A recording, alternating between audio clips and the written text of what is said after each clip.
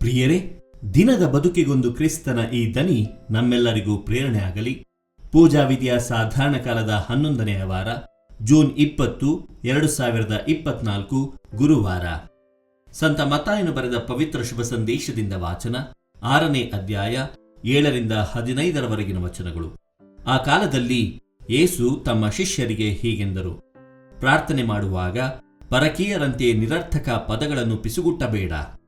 ತಮ್ಮ ಪ್ರಾರ್ಥನೆ ದೀರ್ಘವಾದಷ್ಟು ದೇವರು ಆಲಿಸುತ್ತಾರೆಂದು ಅವರು ಭಾವಿಸುತ್ತಾರೆ. ನೀವು ಅವರಂತೆ ಆಗಬೇಡಿ. ನಿಮ್ಮ ಅಗತ್ಯಗಳೇನೆಂದು ನೀವು ಕೇಳುವುದಕ್ಕೆ ಮೊದಲೇ ನಿಮ್ಮ ತಂದೆಗೆ ಗೊತ್ತಿದೆ. ಆದುದರಿಂದ ಹೀಗೆಂದು ಪ್ರಾರ್ಥನೆ ಮಾಡಿ: ಸ್ವರ್ಗದಲ್ಲಿರುವ ಓ ನಮ್ಮ ತಂದೆಯೇ, ನಿಮ್ಮ ಪವಿತ್ರನಾಮ ಪೂಜಿತವಾಗಲಿ. ನಿಮ್ಮ ಸಾಮ್ರಾಜ್ಯ ಬರಲಿ. ನಿಮ್ಮ ಚಿತ್ತ ಸ್ವರ್ಗದಲ್ಲಿ ನೆರವೇರುವ ಪ್ರಕಾರ ಜಗತ್ತಿನಲ್ಲಿಯೂ ನೆರವೇರಲಿ. ನಮ್ಮ ಅನುದಿನದ ಆಹಾರವನ್ನು ನಮಗಿಂದು ಕೊಡಿ. ನಮಗೆ ತಪ್ಪು ಮಾಡಿದವರನ್ನು ನಾವು ಕ್ಷಮಿಸುವ ಪ್ರಕಾರ ನಾವು ಮಾಡಿದ ತಪ್ಪುಗಳನ್ನು ಕ್ಷಮಿಸಿ.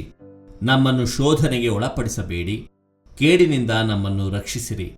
ಜನರ ತಪ್ಪುಗಳನ್ನು ನೀವು ಕ್ಷಮಿಸಿದರೆ ಸ್ವರ್ಗದಲ್ಲಿರುವ ನಿಮ್ಮ ತಂದೆ ನಿಮ್ಮನ್ನು ಕ್ಷಮಿಸುವರು. ಜನರನ್ನು ನೀವು ಕ್ಷಮಿಸದಿದ್ದರೆ ನಿಮ್ಮ ತಂದೆಯೂ ನಿಮ್ಮ ತಪ್ಪುಗಳನ್ನು ಕ್ಷಮಿಸರು. ಪ್ರಭುವಿನ ಶುಭ ಸಂದೇಶ. ಕ್ರಿಸ್ತರೇ ನಿಮಗೆ ಸ್ತುತಿ ಸಲ್ಲಲಿ. ಚಿಂತನೆ: ನಿನ್ನ ಅಂತರಂಗದಿಂದ ತಂದೆಯೊಂದಿಗೆ ಸಂಭಾಷಿಸು. ಅದೇ ನೈಜ ಪ್ರಾರ್ಥನೆ. ಪ್ರಭು ಯೇಸುವಿನಲ್ಲಿ ಆತ್ಮೀಯರೇ, ಯೇಸು ಪ್ರಾರ್ಥಿಸುವಾಗ ಅವರ ಶಿಷ್ಯರು ಯೇಸುವಿನ ಪ್ರಾರ್ಥನೆಯಲ್ಲಿ ಬದಲಾವಣೆ ಮತ್ತು ವೈಶಿಷ್ಟ್ಯವನ್ನು ಗಮನಿಸಿದ್ದರು.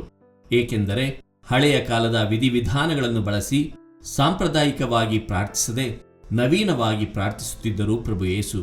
ಅದಕ್ಕಾಗಿಯೇ ತಾವು ಪ್ರಾರ್ಥಿಸಲು ಕಲಿಸುವಂತೆ ಶಿಷ್ಯರು ಆಶಿಸಿದರು. ಯೆಹೂದ್ಯರಲ್ಲಿ ಕೆಲವರು ಅಹಂಕಾರದಿಂದ ಇತರರು ತಮ್ಮನ್ನು ಗಮನಿಸಲಿ ಎಂದು ಕಪಟತನದಲ್ಲಿ ಪ್ರಾರ್ಥಿಸುತ್ತಿದ್ದರು. ಉದ್ದುದ್ದ ವಾಕ್ಯಗಳನ್ನು ಪಠಿಸುತ್ತಾ ಓಲಾಡಿಕೊಂಡು ನಾಟಕೀಯವಾಗಿ ಪ್ರಾರ್ಥಿಸುತ್ತಿದ್ದರು. ನಾವು ಹಾಗೆ ಮಾಡಬೇಕಾ? ಬೇಕಿಲ್ಲ ಎನ್ನುತ್ತಾರೆ ಕ್ರಿಸ್ತ. ನಿನ್ನ ಅಂತರಂಗದಿಂದ ತಂದೆಯೊಂದಿಗೆ ಸಂಭಾಷಿಸು.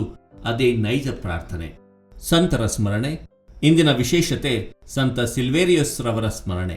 ಇವರ ಕಾಲಾವಧಿ ಸುಮಾರು ಕ್ರಿಸ್ತಶಕ 537. ಇವರು 536ರಲ್ಲಿ ವಿಶ್ವಗುರುವಾಗಿ ತಮ್ಮ ಅಧಿಕಾರವನ್ನು ವಹಿಸಿಕೊಂಡರು. ಕೇವಲ ಕೆಲವು ತಿಂಗಳುಗಳ ಕಾಲ ಧರ್ಮಸಭೆಯನ್ನು ಮುನ್ನಡೆಸಿದರು. ಇವರು ಜಗದ್ಗುರು ಹೊರ್ನಿಮಿಸಿದಾಸ್ ರವರ ಸುಪುತ್ರ.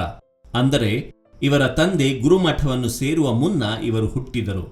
ಬೈಜಂಟೈನ್ನ ಮುಖ್ಯಸ್ಥರಾಗಿದ್ದ ಬೆಲಿಸಾರಿಯೂಸ್ ಇವರನ್ನು ಪ್ರೇಷಿತ ಪೀಠದಿಂದ ಕೆಳಗಿಳಿಸಿ ಸೆರೆವಾಸಕ್ಕೆ ತಳ್ಳಿದರು. ಸಂತ ಸಿಲ್ವೇರಿಯಸ್ ರವರೇ ನಮಗಾಗಿ ಪ್ರಾರ್ಥಿಸಿರಿ. ದೇವರು ನಮ್ಮೆಲ್ಲರನ್ನು ಆಶೀರ್ವದಿಸಲಿ. ಇದು ಧ್ವನಿ ಮಾಧ್ಯಮ ಮನೆಯ ಕೊಡುಗೆ. ಧ್ವನಿ ವಂದನೆಯ ಸ್ವಾಮಿ ಶಾಂತಕುಮಾರ್ ಜೆ, ಬೆಂಗಳೂರು ಮಹಾಧರ್ಮ ಕ್ಷೇತ್ರ.